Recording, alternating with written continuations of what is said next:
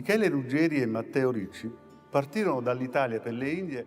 Michele Ruggieri and Matteo Ricci left Italy for the Far East in 1577 and arrived in Macao 2 years later.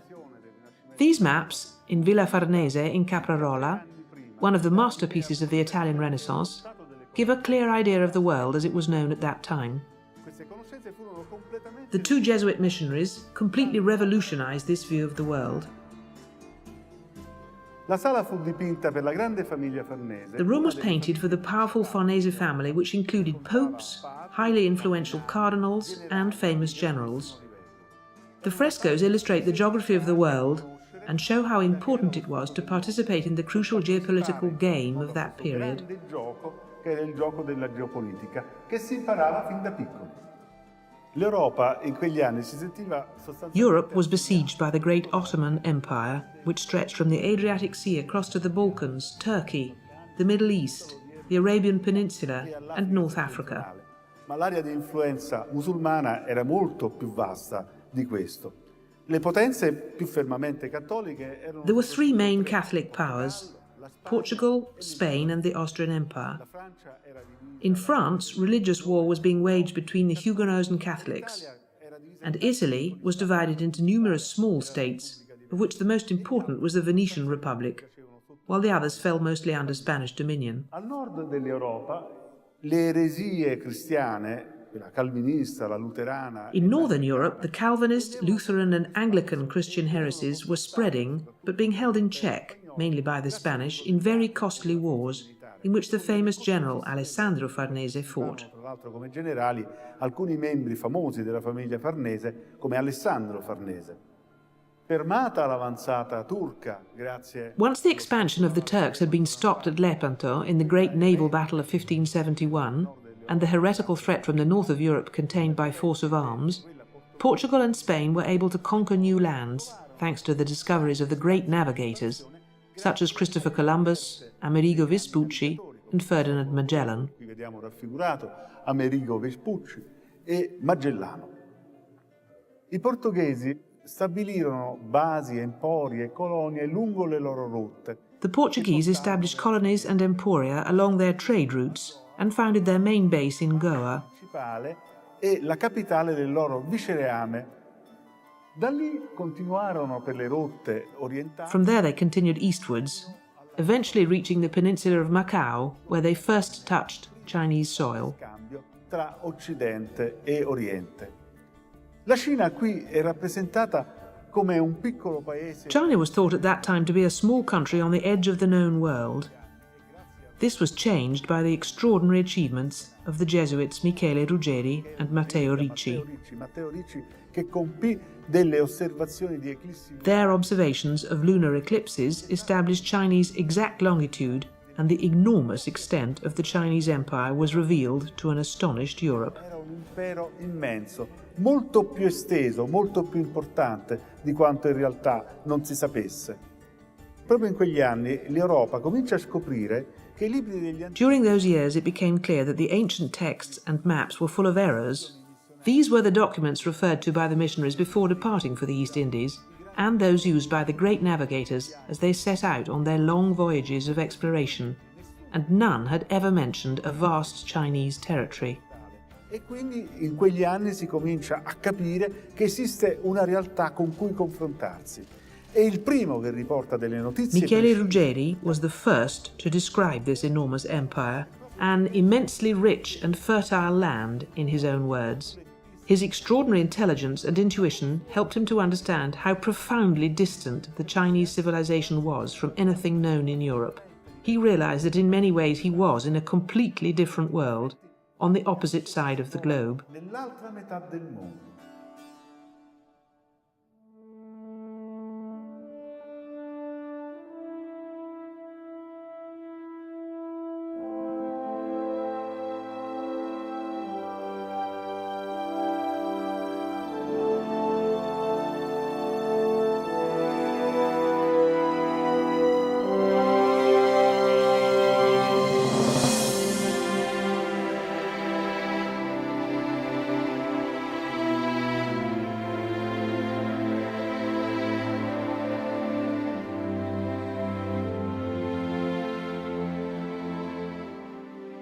Nel 1579 Michele Ruggieri Ruggieri arrived in Macao in 1579 and, following precise instructions from his Jesuit superior Alessandro Valignano, started learning Chinese. In the beginning, he was helped by a painter who drew a picture next to each ideogram to illustrate what it meant. But in Macao, few people knew the language used by the mandarins, the magistrates, and so Ruggieri began to travel often to the Canton fairs, where the Portuguese went to sell their wares and to buy Oriental goods. There he met several magistrates and learnt about their conventions, ceremonial formalities and customs. Slowly, having been a magistrate himself in Naples, he began to understand how the law and the law courts worked in China. Capì anche qual era la procedura giudiziaria che si svolgeva all'interno dei tribunali. Fu apprezzato. The strenuous efforts he had made to learn their language were much appreciated by the Chinese, so much so that he was almost able to consider himself a friend of an important mandarin, Wang Pang, who was also a distinguished poet. This was helped by well-timed and valuable gifts such as mechanical clocks, Venetian prisms, rich textiles, and precious books.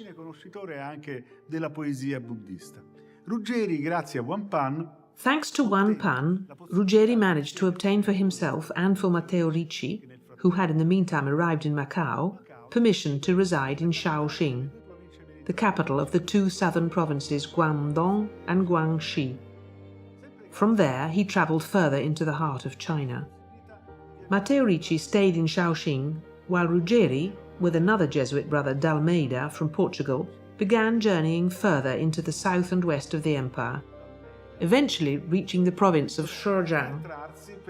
Le regioni sud-occidentali della Cina fino ad arrivare nello Zhejiang. La sua relazione di viaggio fu immediatamente pubblicata in Europa. D'Almeida's account was immediately published in Europe with great success. In it, he describes many aspects of life in China: the luxury of travel by boat, carriage or sedan chair, the stone buildings roofed with elegant enamelled tiles, and the high levels of culture, sanitation and living conditions.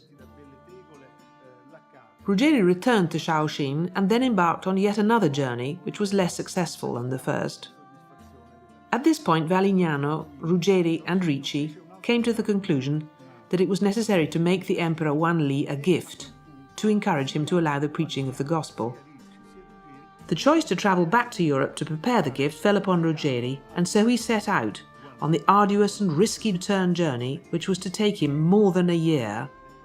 He arrived back in Europe in 1589 and was received in Spain by the king himself. Together with his Chinese colleague who had travelled back with him, he illustrated to Philip II Chinese customs and styles of dressing and showed him the books they had brought back from China. They explained the geography of the country and the details of daily and administrative life. They then continued on to Italy, and there Michele Ruggieri and his Chinese friend set to work on this extraordinarily important Chinese atlas, the only one to record the 15 provinces of the ancient Ming Empire. Ruggieri died in Naples in 1607. Ricci, on the other hand, never returned to Europe and died in Peking 3 years later. Many of the documents in this exhibition were collected by a unique figure in the Jesuit order, Athanasius Kircher, a personal friend of Alexander VII, the Pope responsible for the building of this library. It was Kircher's intention to publish a compendium of all the knowledge that had been gathered about China by him, including Ruggieri's work. He did manage to bring together in a single volume the contributions of many of his collaborators and friends, such as Michael Boehm and Johannes Gruber, who had personally brought him their accounts of their journeys and their discoveries. The book, China Illustrated, was immensely successful and was translated into various different languages, including French and English, and so the flora and fauna, the customs and the grammar of the extraordinary Chinese Empire became known all over Europe. Divennero un patrimonio comune delle genti d'Europa.